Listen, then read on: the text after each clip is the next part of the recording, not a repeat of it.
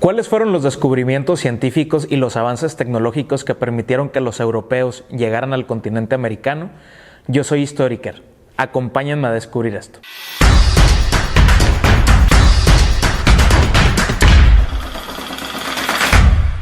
En el siglo XV, justamente antes de que Cristóbal Colón se embarcara en esta aventura que le llevaría como resultado toparse con el continente americano, en Europa habían ocurrido una serie de sucesos y de cambios, una transformación en la vida pública que permitió varios avances científicos y tecnológicos, por llamarles de alguna manera. Es decir, en el momento, ya para 1492, que es el año en el que se embarca Cristóbal Colón, para hacer su viaje a la especiería, va a haber algunos inventos que le van a facilitar la navegación, que van a facilitar el comercio. Uno de ellos, por ejemplo, es la cartografía. En la antigüedad, un mapa se conocía como cartografía. Los cartógrafos eran especialistas en trazar pues los límites entre el mar seco, entre el suelo seco y entre el mar. Y entonces todas las cartografías eran grandes obras de arte porque no solo se daba cuenta de los sitios o de los lugares o de los países o de las regiones, sino también incluyen mucha ideología de ese momento. Por ejemplo, aparecen monstruos marinos, aparecen la rosa de los vientos, aparecen incluso algunas ideas que para aquel momento, para la gente y la sociedad del siglo XV, pues tenían mucha vigencia. Pero los mapas, los cartógrafos, pues van a facilitar este trazado de rutas y entonces, de una forma mucho más fácil, es que los navegantes van a poderse embarcar en las aventuras en el océano. Otro de los inventos, la brújula, como todos sabemos, pues es una aguja imantada que siempre va a apuntar hacia el norte magnético, y entonces en este caso los marineros podían ubicarse en alta mar y podían regresar a su destino o podían dirigirse a su destino con una mayor facilidad. Otro de los inventos de aquel momento era el astrolabio. El astrolabio era un objeto, un artefacto muy parecido a la brújula. Se colocaba justamente en los labios del marinero y entonces siguiendo las constelaciones se podía fijar un punto por el cual poder navegar. Es decir, esto permitió ya físicamente en el terreno tener mucha más movilidad o tener una movilidad más adecuada, más rápida. Incluso también los portugueses para esta época, para este siglo, habían perfeccionado el sistema de la carabela, que era un barco un poco más pequeño que permitía, por el tipo de frente que tenía esta embarcación, poder surcar de una forma mucho más ágil los mares y poder romper las olas para darle más estabilidad a la navegación. Es decir, ya había un poco más de conocimiento sobre esta arte que era lo del mar, que era pues navegar y surcar pues ya sea grandes ríos o surcar pues incluso hasta algunos océanos, ¿no? Pero ¿cómo es que los europeos van a utilizar todos estos avances científicos y tecnológicos para poder descubrir, entre comillas, el continente americano? Bueno, hay varias cosas que tenemos que tomar en cuenta. Primero, aquella idea del descubrimiento de América es una idea pues que ha permanecido por mucho tiempo en el imaginario de todos los que estuvimos en educación básica, al menos en México, o incluso en gran parte del continente americano.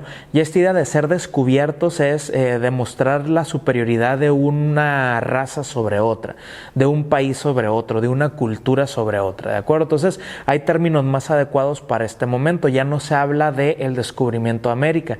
Se habla, por ejemplo, en algún momento, se habla, por ejemplo, de la invención de América. Es decir, porque los europeos, al descubrir que había otras personas en esta parte del mundo, pues tuvieron que inventarnos a nosotros y tuvieron que darnos un rostro y tuvieron que darnos un nombre y tuvieron que describirnos con una fisonomía. Entonces nos inventaron, ¿de acuerdo?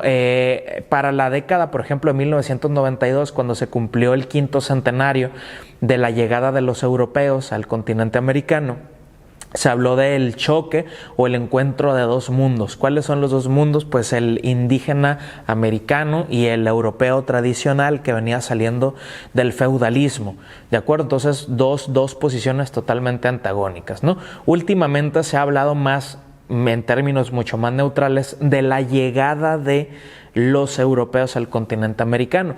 No podemos decir únicamente que llegaron los españoles, junto con los españoles llegaron diversos tipos de nacionalidades, italianos, franceses, ingleses, de acuerdo, holandeses, portugueses, y entonces ya es como un gran número de personas que cada quien pues trae su propia cultura, trae sus propios parámetros, sus propios referentes. Entonces pues lo adecuado en este momento es hablar de la llegada de los europeos al continente americano. Bueno, pero ¿cómo es que sucedió este encuentro? ¿Cómo fue que sucedió esta llegada? Bueno, resulta ser que durante mucho tiempo, desde la época de Marco Polo, uno de los grandes navegantes de la historia, Marco Polo llega a Japón, llega a Asia. ¿De acuerdo? Entonces, en estos viajes o en esta ruta que trazó Marco Polo, se conocen varios productos que en Europa empiezan a ser muy utilizados. Tal es el caso de la pimienta, de la canela, del clavo, que son especias, el caso de la seda, de las porcelanas, del marfil, que son muy, muy, muy preciados en este momento, incluso hasta la pólvora. ¿De acuerdo? Entonces, hay toda una ruta de comercio entre Europa y entre Asia. Y entonces en algún momento de la historia, poquito antes de 1492, justamente son los turcos los que van a cerrar este paso para que los europeos no pudieran ingresar a la ruta de la seda, como se le conocía, o a la ruta de las especias. ¿De acuerdo? O sea, los europeos, al estar exigiendo todo este tipo de productos, pues tratan de buscar una ruta alterna a la que durante mucho tiempo habían trazado los navegantes o los comerciantes desde la época de Marco Polo. Y entonces van a surgir muchas propuestas o muchas ideas. Para aquel momento se creía únicamente que el mundo estaba compuesto por África, y de África pues se conocía prácticamente la totalidad.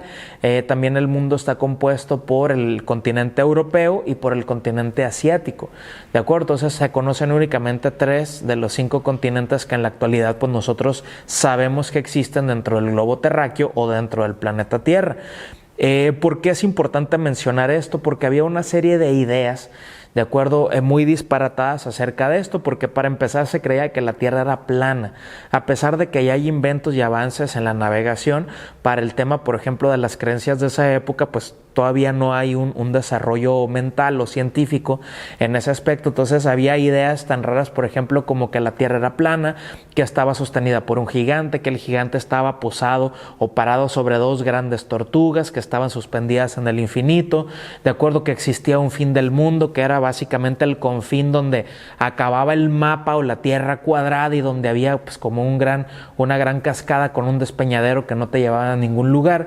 Y entonces pues no se tenía esta idea o esta concepción de que la Tierra pues literalmente era redonda y podías circunnavegarla, es decir, o sea, podías darle vuelta. ¿De acuerdo? Entonces, muchas de estas ideas estaban presentes en la época. Entonces, una idea muy sencilla, muy práctica, fue la de los portugueses, o la de, en este caso, Cristóbal Colón, que dice, bueno, ¿qué pasaría si salgo de España, navego en línea recta en una dirección opuesta a la ruta de las especias? Pues en lugar de llegar por el frente, pues voy a llegar por detrás, porque pues voy a tratar de cruzar el mapa. ¿Por qué surge esta idea? Porque Cristóbal Colón es uno de los primeros navegantes que propone que la Tierra es redonda. Y entonces a partir de esta propuesta, o a partir de esta dimensión en la evolución del pensamiento marítimo de ese momento, es que los europeos van a poder llegar al continente americano. Ya casi para finalizar, tenemos que tener en cuenta que el contexto que existía en aquel momento obviamente no es el contexto que hoy en día tenemos. Los referentes que tenemos hoy en día, la cultura que tenemos, los avances, los progresos en la ciencia, en la medicina, en la navegación, en la lectura, por ejemplo, de los astros en el cielo, de las constelaciones, los dispositivos, por ejemplo, de geolocalización, hoy en día nos facilitan muchas cosas, pero en la antigüedad no.